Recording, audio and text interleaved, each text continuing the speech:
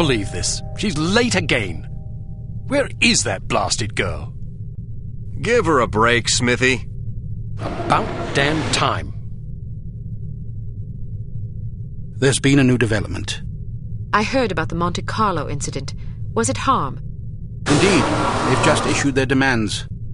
What you know is that at precisely 1700 hours Greenwich Mean Time on September 19th, 1967, an explosion destroyed Club Metropole in Monte Carlo, Monaco, killing 47 people and injuring more than 100.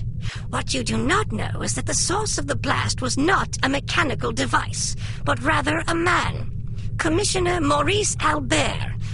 Because you are at least somewhat familiar with the research of Dr. Otto Schenker, you are therefore capable of comprehending both the plausibility of this claim as well as its implications. As we have demonstrated, our organization, HARM, possesses the recipe for a biological weapon of such insidious potential and singular destructive power that no one on the planet is safe. Unless our demands are met. This is outlandish. By now, I'm sure you have received the itemized list of our requirements. You have exactly 1 week to fulfill these requirements. If our demands are not met, we will be forced to discipline you. Already we have infected prominent individuals in 36 major metropolitan areas around the world. The first of our unsuspecting victims will detonate at exactly 0600 hours on September 26th. The estimated death toll is 1 million people! They're mad! The remaining victims will detonate at 6-hour intervals thereafter. Once our terms have been met, we will deliver a list of infected persons as well as a quantity of antidote sufficient to curtail this catastrophe.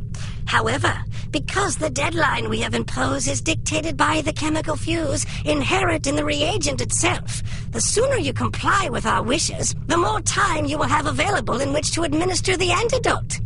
I assure you that you do not possess the medical means necessary to diagnose the infection, nor the technical means necessary to diffuse it. Therefore, it would be in your best interest not to squander valuable time on such useless endeavors. Furthermore, any attempts by your secret service organizations to interfere with harm shall be severely punished. That is all. A puppet? Don't be fooled by the messenger. This situation is extremely grave. They certainly expect us to swallow a lot of maybes. Maybe they're telling the truth about Monte Carlo. Maybe the consequences would be as dire as they predict. Maybe there's an antidote. Maybe they'll fulfill their end of the bargain. I tend to agree with you, Agent Archer. But for the time being, I suggest we take them at their word. The word of a puppet? What are their demands? Mr. Smith? £50 million sterling, the continent of Australia, and an internationally recognized holiday to be known as Praise Be to Harm Day. I don't see the point. Presumably it is to praise harm. Not in the holiday. In their demands. It's obvious we aren't capable of fulfilling them. Harm must want us to forfeit. Nonsense. They may be madmen, but we have to presume they aren't completely irrational. And why even issue demands if their sole purpose were to cause destruction and chaos? Perhaps they expect a partial capitulation. That way they can get what they really want, the £50 million sterling. But they can also justify punishing us when we come up short on their other demands. It's obvious from the way they go on about their secret weapon that they're just itching to use it again. You hardly have the experience necessary to support such speculations. Archer may be onto something. In any case, Harm's motives are irrelevant. Our goal is to stop them, completely. No capitulation, no compromise. What about their warning? Once again, we must take them at their word.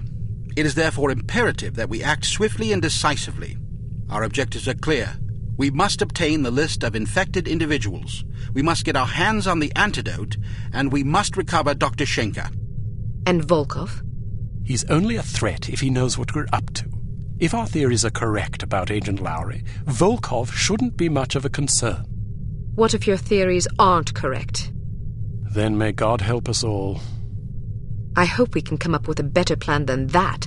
What about the information we got off the ship?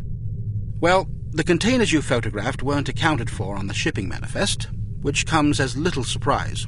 However, much of the cargo aboard the freighter was on its way to a chemical plant in southern England. Not much to go on. Be that as it may, it's better than sitting on our hands waiting to find out if Archer's correct about Harm's intentions. And the captain's log? Useless. Shite. Tell us about this chemical plant. It's owned by Dumas Industrial Enterprises. Dumas? As in Baron Archibald Dumas? What do you know about him? Only what I've read in the papers. Apparently, he's a reclusive chap who spends much of his time hunting big game in Africa and Southeast Asia. No one knows much about him except that he inherited the company from his father about 10 years ago. We're counting on you to discover whether or not he's connected to Harm. And if he is? First things first. For now, try to get an audience with the man. Size him up. We need to know what sort of fellow we're dealing with. Your best bet is to see if you can catch him at the chemical plant. There's also a corporate office up north, but apparently he doesn't spend much time there. Whatever you do, don't jeopardize your cover. It's imperative that we take Harm by surprise. Understood. I have a hunch we're getting close. If this lead pays off, we'll be one important step closer to victory. Welcome to Advanced Field Tactics. We've cooked up a stunning new perfume for you. It temporarily blinds and dazes anyone caught in its influence. Do be careful not to spray it upwind.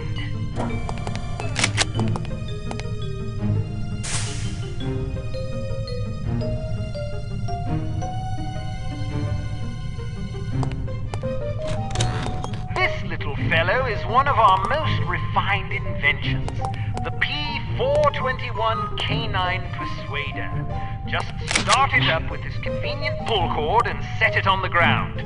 Using sophisticated olfactory sensors, the P421 will seek out the nearest dog within its range and release a cloud of pheromone gas designed to enamor canines of either sex. Quite useful for incapacitating bothersome guard dogs.